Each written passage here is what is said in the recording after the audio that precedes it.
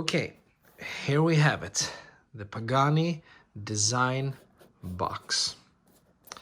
Nothing special, it's exactly what you'd expect for an $80 watch.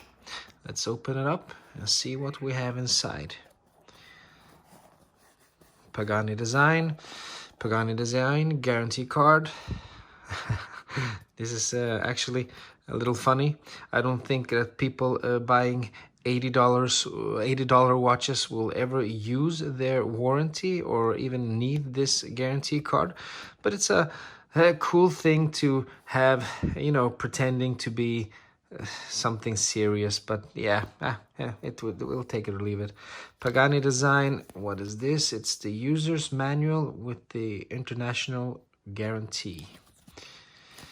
And here we have the basic stuff, setting the date, and yeah, your basic instructions manual. We have a nice blue cloth with the Pagani design logo. And there we have the watch. Let's just put this aside. Take this baby out. We have a tag in there, Pagani design, spare links. And yeah, here we have the watch. Let's put the foam back in there. And here it is. The Pagani design Submariner homage. I'm gonna just take you through some of the specifics. We have a diameter of 43 millimeters. We have a thickness of 13 millimeters. We have a lug width of 20 millimeters right here. And we have a lug to lug of 52 millimeters. It's actually quite big with the lug to lug, significantly bigger than the Submariner it's homaging. Is that even a word, homaging? Well, it's a homage and it's trying to homage another watch, so let's call it homaging. Anyway, the weight is 162 grams. Inside this baby, we have the Seiko NH35 movement. 42 hours power reserve. Let's talk about a little about the bezel. We have a ceramic bezel insert. Let's hear the clicks.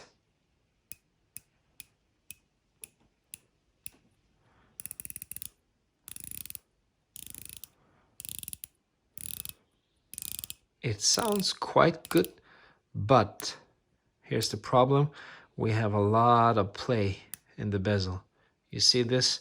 You can almost, I can almost turn it one click before it really snaps into place. There's a lot of play in that bezel. And a play in the bezel is not really my favorite thing, but at least it centers, which is more than you can say about many Seikos. And stainless steel case, stainless steel bracelet, screwed links, which is always nice to see on a watch that is this cheap. Sapphire glass, Cyclops at the 3 o'clock. It's a poor Cyclops, but it's really on par with the Parnis. See what I did there? And since we're looking at this watch, I can't help but comparing it to the Parnis. And I have something to say about that. The Pagani design is basically the same watch that a Parnis is trying to be. They're both Rolex Submariner homages, and they look really similar. This is a bigger watch, but there's one significant detail that separates the watches. This clasp right here, as you can see, it's really similar to the Submariners. We have a 3-fold clasp with the same mechanism as the Rolex. You have to put this part, take it up and open up, three-fold clasp, nothing particular, no stamps, no nothing. We have the open case back. As I said, Seiko NH35 movement. It's not a pretty movement, it's nothing special, but still it's cool for those who like to see what's inside their watch. But let's talk a little more about the clasp. The clasp is significantly better than on the Parnis. If you saw my Parnis video, I really hated that clasp. I couldn't even put it on the right way, and it had a really ugly protrusion on one of the sides. This is way better than that clasp. It's a little stiff to open up, but I think it'll give in time. It looks good. I like the prolonged length of the clasp. And yeah, the clasp on the Pagani is 10 times better than on the Parnis.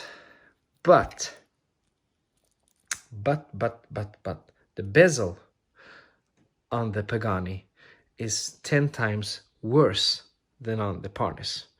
As I told you, as I showed you, the play is horrible. It's really horrible. But if you had to choose, because they're really similar watches for a similar price, and if you had to choose, if I had to choose, I'd actually choose the Pagani for one reason. I use the clasp way more than I turn the bezel. So functionally and logically, I'm going to use this part way more than I'm going to be using this part. So for me personally, it's more important that the clasp is good and that I'm satisfied with the clasp, both in the look department and how it feels, than with the bezel. Because the bezel, I'm just not going to turn that much. I'll do it occasionally. I'm not a diver in any way, and I'm not using it to, I'm not using the bezel to time things. So I'm going to use the clasp more than the bezel. And that's why I'd rather go with the Pagani in this case than with the Parnis. Except for one thing. I think it's a little too big. I prefer the Parnis, the size of the Parnis. It's more similar to the real Submariner. And I've seen the new, the Pagani, they have a Pagani Explorer, and it's 40 millimeters, I think, or 41. And I think that would be a really cool watch to try out on the channel. But this is just a little too big. So size-wise, for the Submariner homage, I'd go with the Parnis. But clasp-wise, Pagani design. And if I were to choose between the Pagani Explorer against the Parnis, I'd choose the Explorer, I think. Because it has the size and it has the better clasp. Still, what you get for $80 is really magnificent. And let's talk a little about value. Let's take it off. I mean, value. That's really a tricky question. Because if you're a watch collector, you don't care about value. I mean, you buy really expensive watches. You have several watches. And still you have a phone in your pocket every day that could easily show you the right time in all of the world. And so collecting watches doesn't have anything to do with the value. We're not buying these things for the best bang for the buck. We don't care about that. But anyway, let's just make a little comparison here. Take this one out. Here we have the Pagani. $80. Here we have another homage watch. It's a Steinhardt Ocean GMT, 39 millimeters. That's around $600. It's around 8 times more expensive than the Pagani. Let's continue. We'll take out Tudor Black Bay GMT. Take it up a notch. I don't really know the conversion rates today, but I think it's around $3,500 to $4,000, something like that. It's about 50 times more expensive than the Pagani. And then let's take out the big boy himself, Rolex GMT Master 2. When we're talking about value, this watch is, I don't know, I think approximately $10,000 if you get it from an AD, or if you get it the way I did at the gray market just before this horrible pandemic occurred, and I almost paid twice that with all the plastics and stickers and everything. So it's like 130 times more expensive than the Pagani. So when you're talking about value, it just doesn't add up. If you collect watches, you don't care about value. I like to have really, really inexpensive watches to bash around and just enjoy it, and I don't mind them at all. I can do some hard work at home. I don't care about this watch. I don't have to baby it. And then we go up to the Steinhardt. I still care about it a little, but not that much. But when we come to the Tudor and the Rolex, these are my precious watches. I did a lot of work to be able to buy these watches, a lot of hours at work, and now that I have them, I'm using them carefully. I'm that kind of guy. I know people are talking about tool watches, but let's just agree that they're not. They're actually not. I mean, I think 98% of people that buy watches of this caliber don't use them as real tool watches. In the same way that people that buy divers don't use them for real diving. So, what you get for the money here. I'm not in any way trying to tell you that these watches offer the same quality, because they don't, and I own them all. So obviously I really like the Rolex, even though I bought it at a really insane premium and it was a stupid buy, but I still love every piece of it. And the same with the Tudor. But actually I bought it from the AD, but I love every single piece of it, and I love the Steinhardt, and I like this for what it is. It's a watch in some way pretending to be another watch, but it's still not a replica, still not a copy. It still has its own logo right there smack. It's not trying to be, it's not like they just changed one letter and called the watch Polex.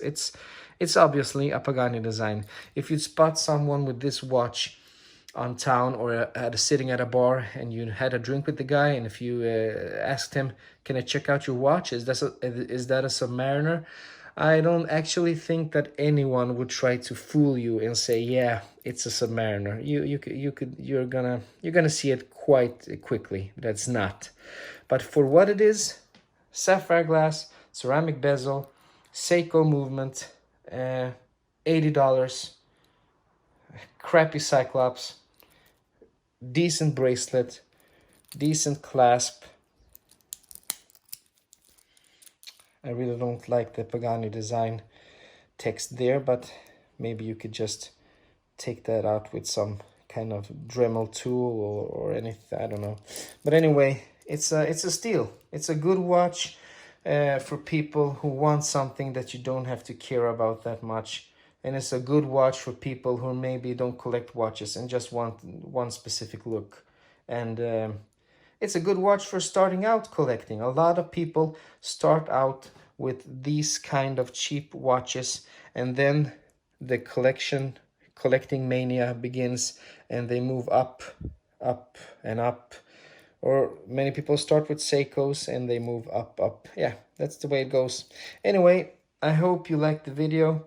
If you liked it, Please give me a thumbs up, maybe consider subscribing. If you didn't like it, just give me a thumbs down and tell me what you didn't like, so I could be better into the next video. Bye bye guys, see you next time.